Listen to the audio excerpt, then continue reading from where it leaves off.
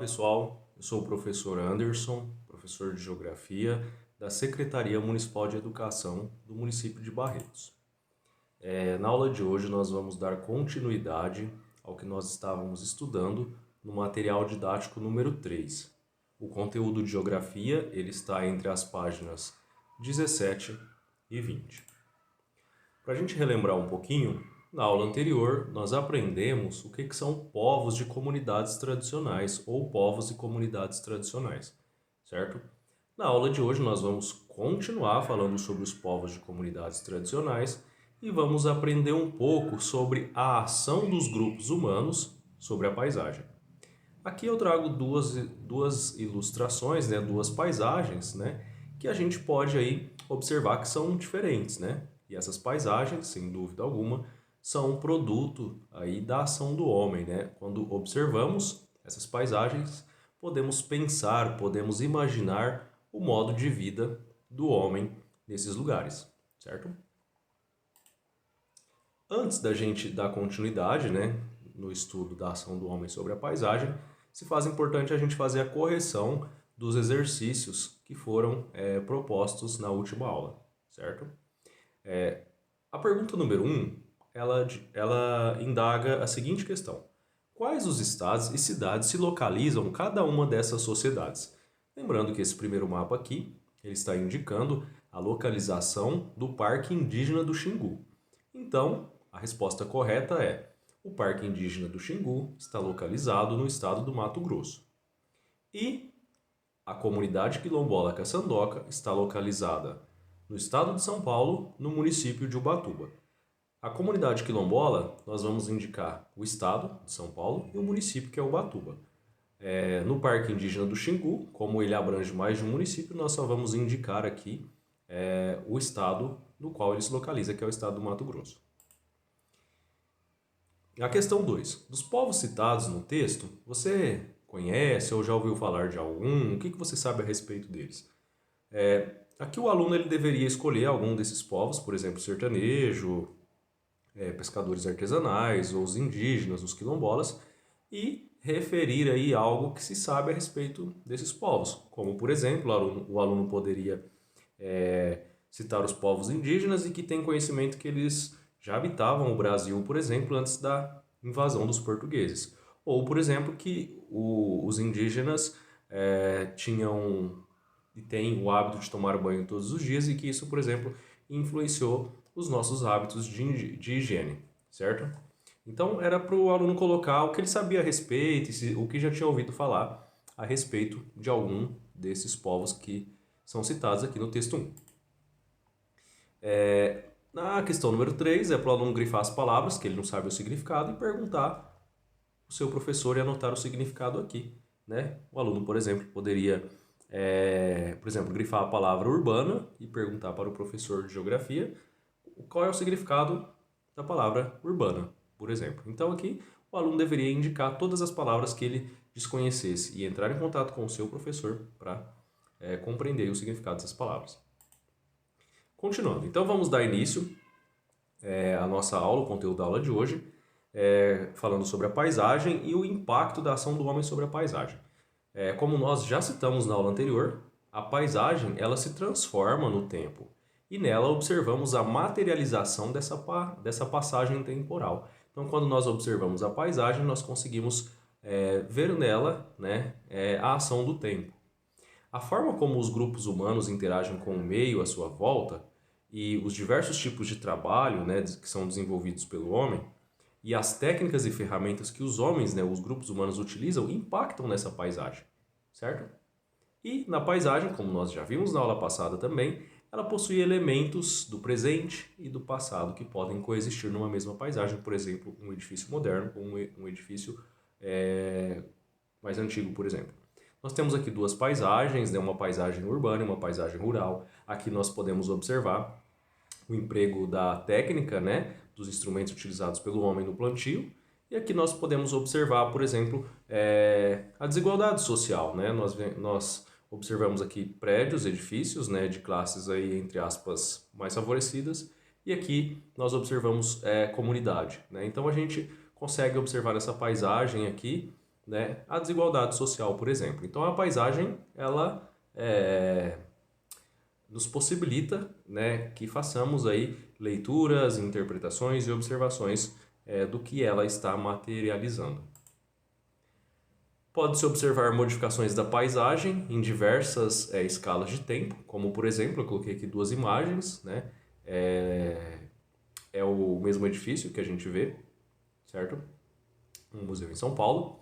E a gente observa aqui durante o dia e aqui durante a noite. É a mesma paisagem, então num período aí de horas, a paisagem foi modificada, o céu se modificou, a iluminação se modificou, as pessoas que estão por ali já não são as mesmas, né? Os automóveis também, então houve uma modificação da paisagem, já não é a mesma.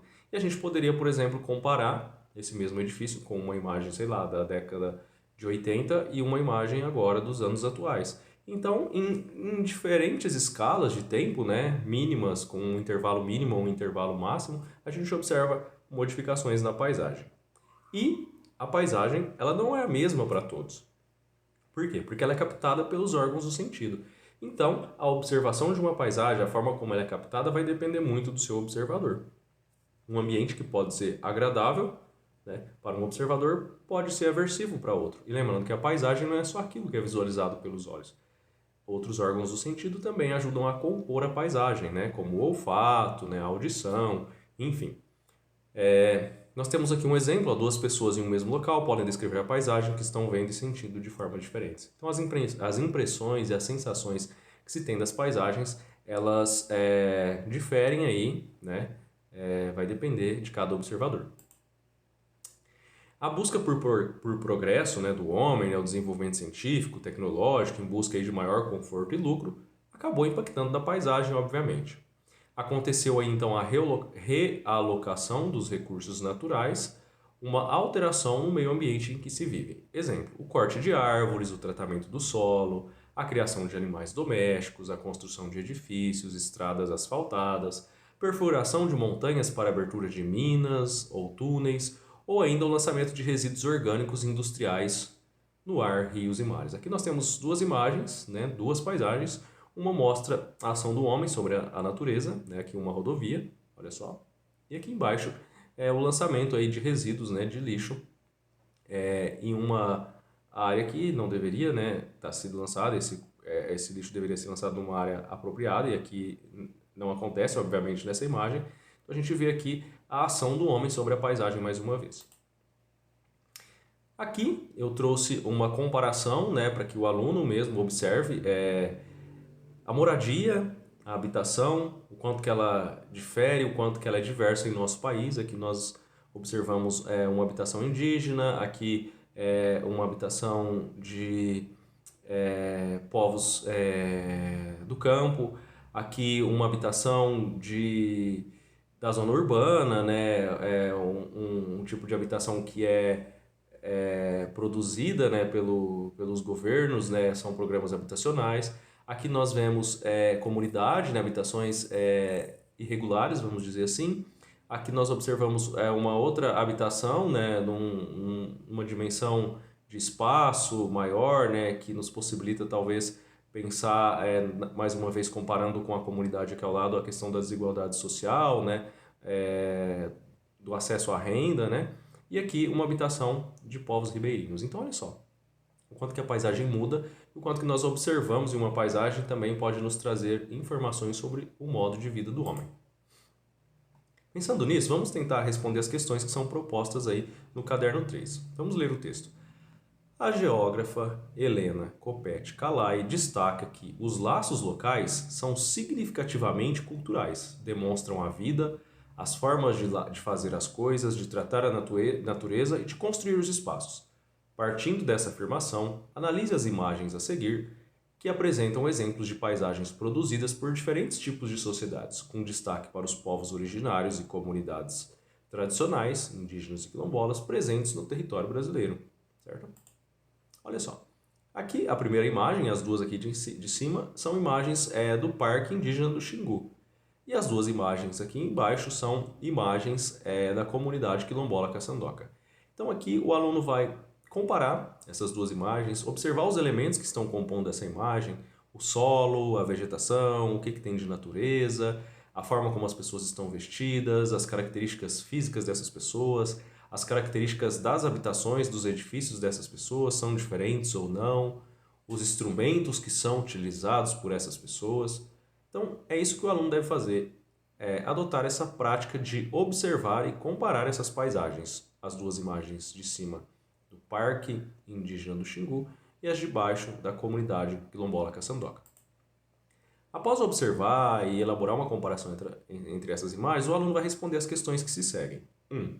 Faça uma descrição da paisagem do Parque Indígena do Xingu e da comunidade quilombola Caçandoca. Então aí você vai descrever o que você observa na paisagem desses dois lugares. No segundo, compare as imagens do Parque Indígena do Xingu com as imagens da comunidade quilombola Caçandoca. A diferença entre essas paisagens justifique a sua resposta. Aí vocês podem comparar a forma das pessoas que estão nessa paisagem se vestir, a forma da habitação, a presença ou não da natureza, o que tem aí de diferença entre essas duas paisagens. Na questão número 3, a partir da análise das imagens, o que podemos deduzir do modo de vida desses povos?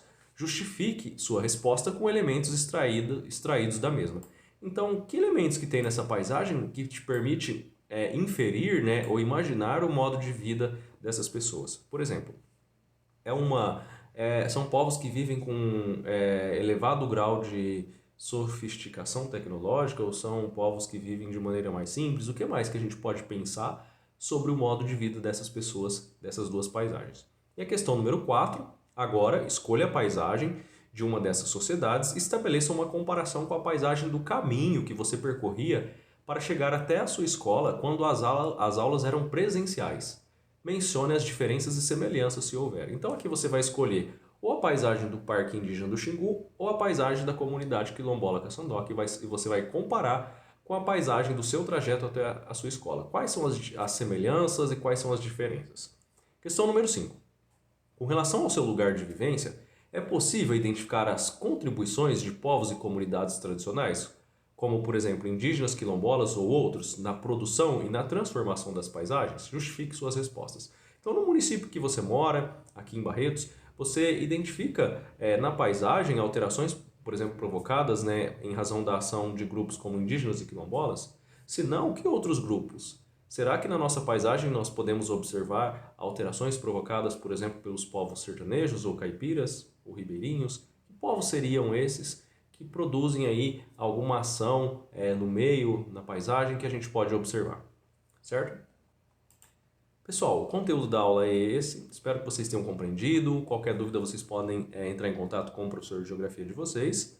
Essa aula ela é também para a educação de jovens e adultos e espero que vocês tenham compreendido e a gente se vê na próxima aula.